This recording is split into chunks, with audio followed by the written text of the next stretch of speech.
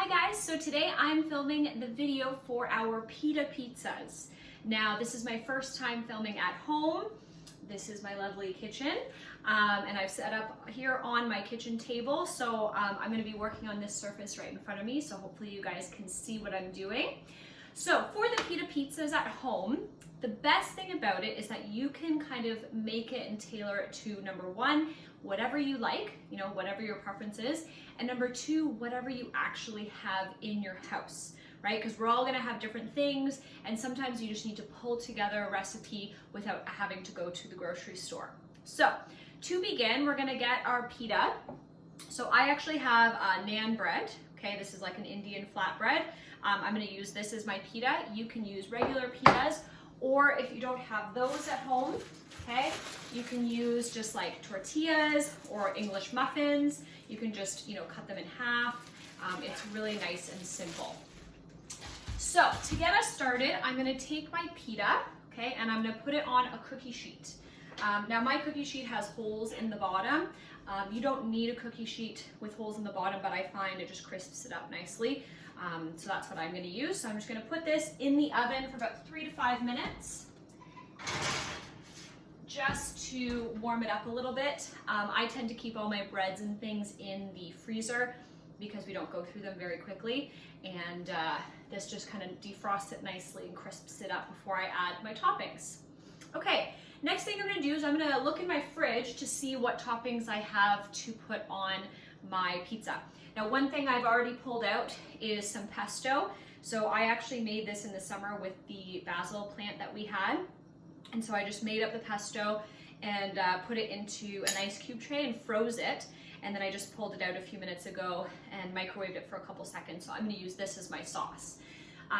For sauce, you could use, tomato sauce if you had it at home. Sometimes people have like, the little squeeze bottles of tomato sauce or pizza sauce. You could use salsa even. You can just use plain, olive oil and some garlic powder if you like, just to keep it nice and simple. Again, tons of options. Okay, so I'm gonna go to my fridge, see what I have to put on my pizza. Let's see, so we have some little salami left over from Christmas, so I'm gonna use that as like my pepperoni. And then for a vegetable, let's see, I've got some red pepper here, so I'm gonna put that on. And cheese. I don't have mozzarella, but that's fine. I'm gonna use cheddar. I find it tastes, just as good. And then maybe some Parmesan. Oh, here's my Parmesan right here. Just some Parmesan for the top. And I think that's pretty much everything. I could always sprinkle, I've got some arugula here. I might sprinkle this on at the end to just give it a little bit of extra flavor and crunch. So I'm gonna get my ingredients prepped. So I'm gonna start off with the cheese. So you can use whatever cheese you have at home, mozzarella, I've got cheddar. Your parents might have other cheeses left over from the holidays. And I'm just gonna grate some on my plate here. So the recipe calls for about 1/3 of a cup. You don't have to measure it perfectly, just kind of however much cheese you would like on your pita pizza. So I'm gonna check that. That's probably enough. Okay, set my grater aside and put my cheese back in the fridge. Okay, so I've got my cheese here. I probably won't even use all of this, but that's fine. I can just put it in a container and put it back in the fridge. Okay, next I'm gonna grab my red pepper. So I've got my cutting board here in front of me, and I'm just gonna slice off a piece of this and slice it up to put on my pizza. So I'm just gonna cut off a section. Okay, put the extra back in a container. I try to use containers for leftovers rather than plastic wrapping everything when I can, just to be a little bit more green. Okay, I'm gonna take this pepper, just cut off the little dry end and some of the white part in the center. Okay, and then I'm just gonna take this, cut it in half, and then cut it into just like little strips. You could cut it into, a little dice if you like, however big you want to cut it. And remember, when you're cutting always use that claw so that your fingertips are not going to be caught under the blade. Okay, set that aside, and then I'm going to get my little salami here. This is a little salami that my husband's grandparents get for us every Christmas from a place in Kitchener, and we love it every year. This one's nice because it has a little bit of a bite, but it's not too spicy. I'm just wiping off the pepper from my knife. Okay, so I'm just gonna do thin slices of this. Just enough to go on my pizza.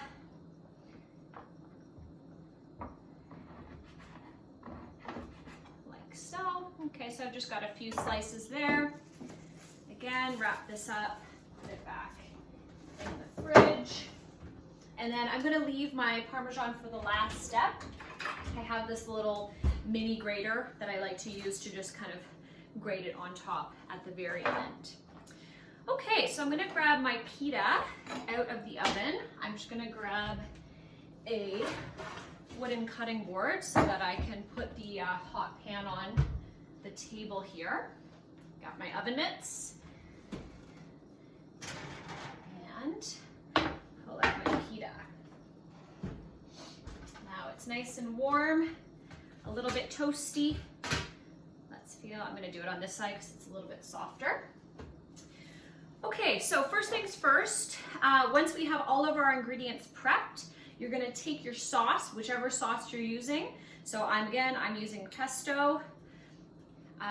Pesto I don't need as much, I find, 1 to 2 tablespoons maximum, just because it is a very flavorful sauce. If you like a really saucy pizza, you can put on, 3 to 4 tablespoons. Again, that's the nice thing about these recipes. You can tailor them to however you like. Okay, just need a little bit more. And careful, your pita is going to be a little warm at this stage while you're spreading the sauce on. Okay, so I've got my sauce. Hold this up so you guys can see without it falling over. Okay, next I'm going to add my cheese, I think.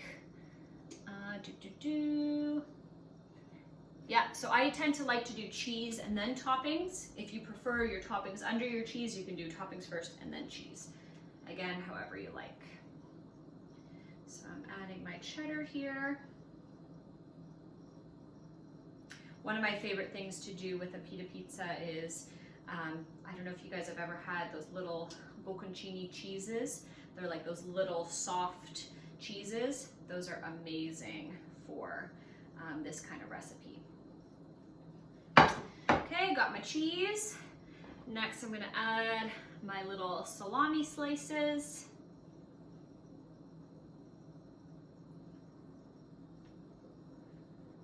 Okay, and then finally finish off with my peppers. Might not need all of these. I'm not a type of person who likes a lot of toppings on my pizza. Okay, so there we go. My pizza is ready for the oven. Okay, I'll come around and show you guys. Whoops, look how tasty that looks. So I'm gonna bake it in the oven. Depending on your oven, it'll take probably about 7 to 9 minutes. Again, if you like it a little less done, you can take it out early or you can leave it in a little longer. I like my cheese really nice and bubbling all the way through. Once you're done, pull it out and then put it on a plate and then cut it into 4 and enjoy. So that is it. I will take a picture of the final product and share it along with this recipe so that you guys can see what mine looks like. I hope you guys enjoy this recipe and good luck doing it at home. All right.